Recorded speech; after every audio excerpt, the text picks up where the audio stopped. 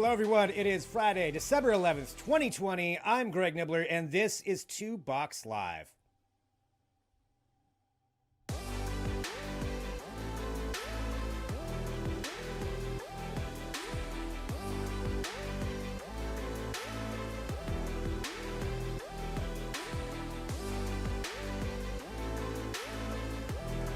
Yes, hello everyone. Thank you for joining us wherever you are. We do appreciate it. Now, this is, of course, 2 Box Media. I want to encourage everybody here at the top of the show to follow us on social media, whatever platform you like watching things on. We're there, TWO Box Media. And this is our show, 2 Box Live, where we do broadcast live. And I am here with you. I am Greg Nibbler, and thank you for joining us. We have so many things to cover today. What a slow week in news, but we're going to try to sum up a few things for you. I will say this, talking about news, we are going to be joined by Ken Yeung, the technology editor for Flipboard. He's going to be joining us here in a little bit to talk about the overall tech of 2020 and what a strange, weird year it's been and some of the cool things that have happened with that, some of the interesting things. That's coming up in a bit. We've also got a feature on SPACEX, the Starliner. Yeah, the test one kind of blew up earlier this week. It was supposed to do that, but we've got a rundown of how exactly it works, what happened with it, and what kind of we can look forward towards the future of how this is going to work. But that's all coming up on the show.